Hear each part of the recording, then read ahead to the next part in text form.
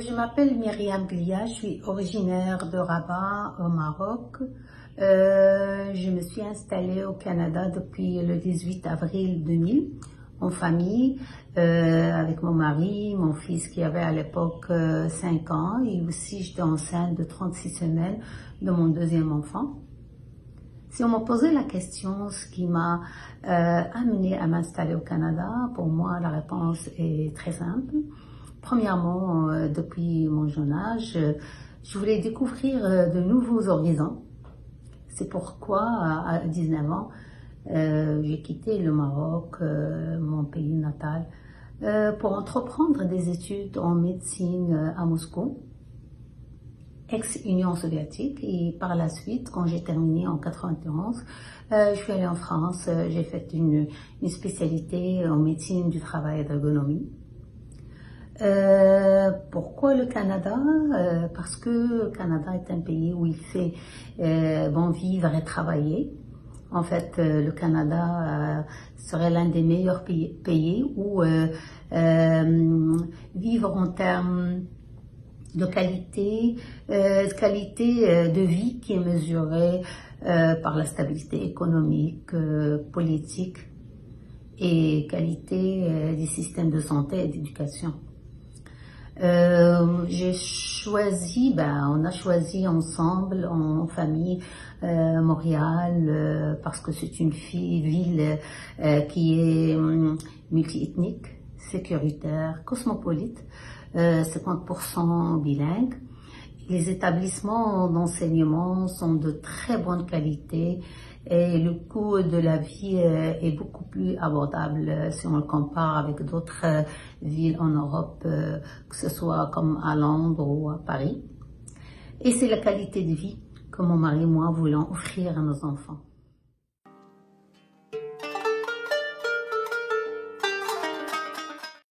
Mon parcours académique, comme j'ai déjà dit, j'ai un doctorat en médecine générale, spécialité en médecine du travail et d'ergonomie.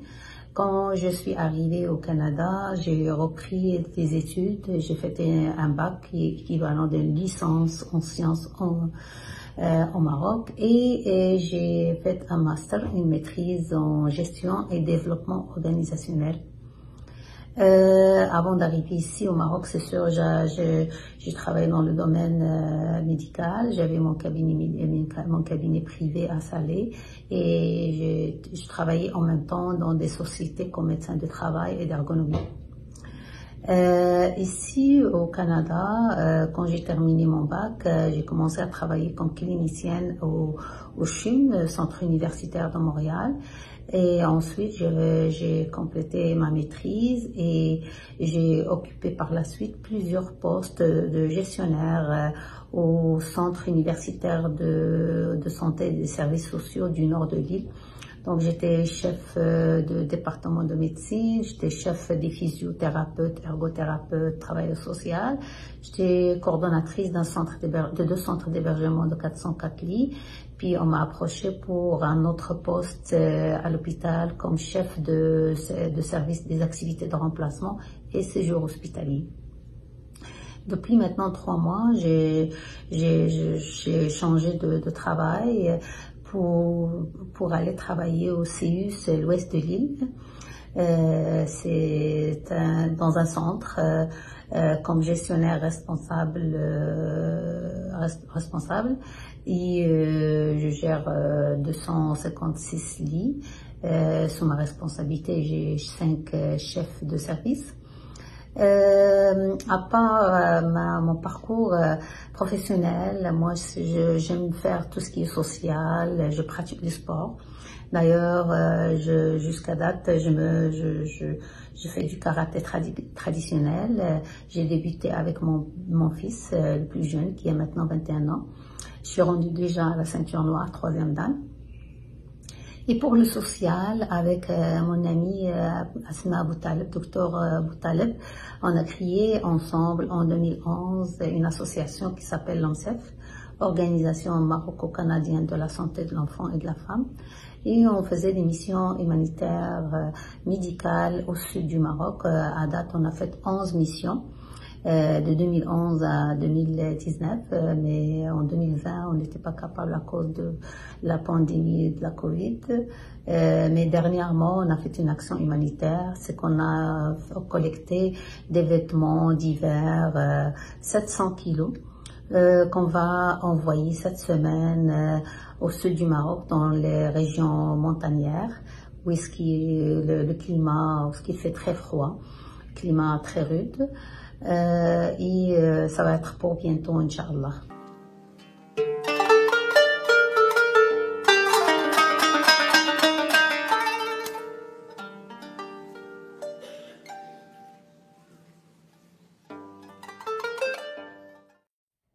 Au début, c'était pas vraiment facile. Il y avait des problèmes des équivalences de diplômes, problèmes de place à la garderie, difficulté à trouver un emploi. Il y avait le poids de responsabilité familiale, retour aux études, avec 2 enfants, dont un avait à l'époque moins d'1 an. Donc, mais le Québec quand même offre des différentes ressources qui m'ont aidé à surmonter ces difficultés. Nous, quand on est arrivé, la première des choses, moi et mon mari, ce qu'on a fait, c'est on est allé voir un organisme communautaire qui est au service des nouveaux arrivants. Donc, on a assisté à des présentations sur la recherche d'emploi, sur les besoins du marché du travail. Ils nous ont accompagnés même pour trouver un travail. On a travaillé comme recenseur des emplois et des entreprises à la ville de Montréal. D'ailleurs, on nous a mis chef d'équipe. Et il y avait avec nous juste des immigrants qui étaient diplômés. On a travaillé, c'était 1 mois après mon accouchement. Une chance que j'avais invité ma mère, qui est venue m'aider pour s'occuper de mon fils les premiers mois. Mais on a travaillé comme recenseur en attendant de commencer l'université, qui était le mois de septembre après. La chose aussi qui m'a aidé vraiment, c'est que moi et mon mari, on s'est inscrit au même programme à l'université. Donc, on s'entraidait beaucoup, on étudiait à la bibliothèque à tour de rôle, on s'organisait toujours de façon à l'un de nous deux soit présent avec nos 2 enfants.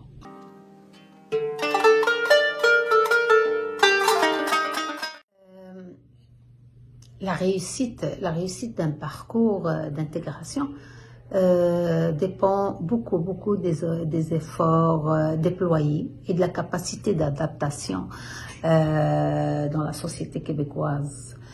Comme femme marocaine, femme immigrante, j'avais un rôle actif à jouer à chaque étape de mon processus d'intégration. C'était ma principale responsabilité. Comme je l'ai déjà dit, j'ai fait des études universitaires, j'ai fait une maîtrise et au travail, j'ai toujours respecté la philosophie, les valeurs organisationnelles. J'ai participé à beaucoup d'activités, à des projets. Si je donne un exemple des projets où j'ai participé, je nomme un modèle de gestion. C'était un nouveau modèle de gestion ce projet était financé par le ministère de la Santé. Et j'ai participé activement à ce projet pendant presque 2 ans. Et notre organisation a eu le prix d'excellence au niveau provincial. C'est ça. Il faut être actif, dynamique. Pour mes enfants, pour leur permettre de s'intégrer, je les ai inscrits au sport. L'aîné était au hockey, le plus jeune a fait du karaté, et d'ailleurs c'est pour ça que je me suis inscrite avec lui. Et je me suis rendue à la ceinture noire 3e dan.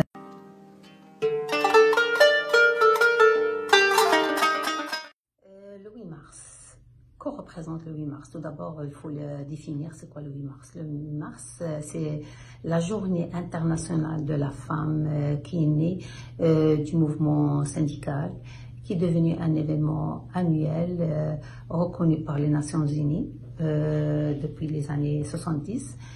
Et en Russie, c'est devenu une journée fériée. Parce que j'ai vécu 7 ans en Russie et on voyait que le 8 mars c'était une fête, une grande fête, et là où il y a les ventes des fleurs qui triplent pendant les 4 jours, 3-4 jours aux alentours du 8 mars. Cette journée met en avant la lutte pour les droits des femmes, pour la réduction des inégalités par rapport aux hommes. Et c'est une occasion de faire un bilan sur la situation des femmes, sur leurs réalisations, que ce soit économique, politique, sociale, des femmes d'hier, d'aujourd'hui et des femmes de demain.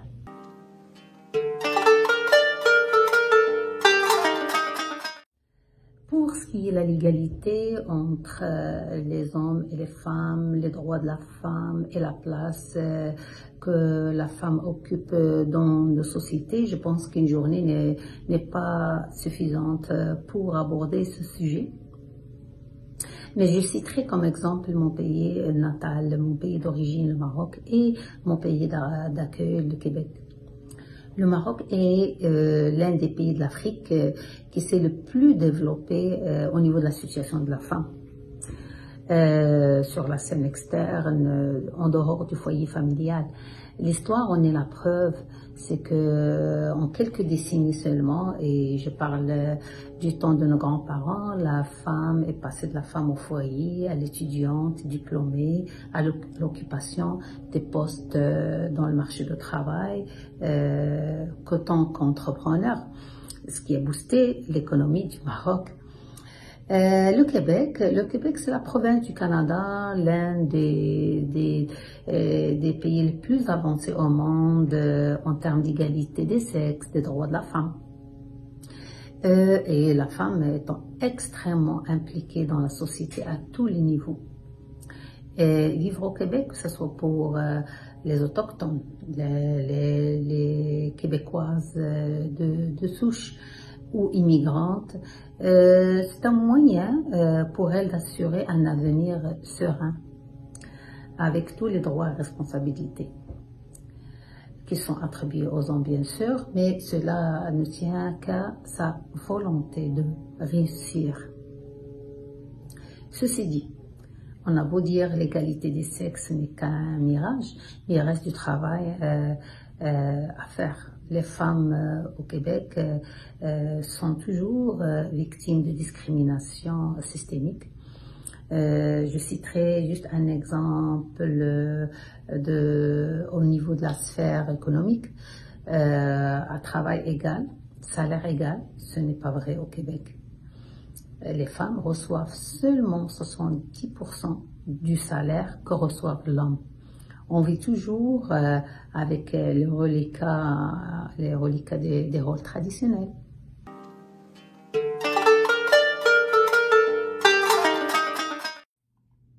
Si je dois évoquer les défis des femmes marocaines, que ce soit dans le pays d'origine ou dans la société canadienne, je citerai sans équivoque la volonté de réussir. Parce que toutes les sociétés évoluent tôt ou tard. Et cette évolution ne peut avoir lieu qu'à travers la volonté individuelle, et cette volonté individuelle qui se transforme en volonté de masse. Donc que ce soit au Maroc, au Canada et plus particulièrement au Québec, la femme marocaine a su par sa détermination, sa rigueur, sa persévérance et son esprit de débrouillardisme et sa positivité mettre en place plusieurs moyens lui permettant de concilier les études, travail et vie familiale, afin de poursuivre le chemin qu'elle s'est tracé et atteindre les objectifs qu'elle s'est fixés, dont le principal est d'être autonome d'un point de vue financier et aussi pour son estime personnelle, car les deux vont de pair.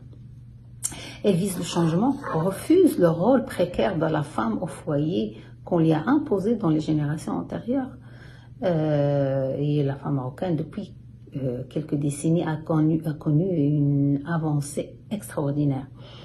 Elle s'est battue, affrontée et tenu tête aux préjugés et aux doctrines traditionnelles pour aller de l'avant.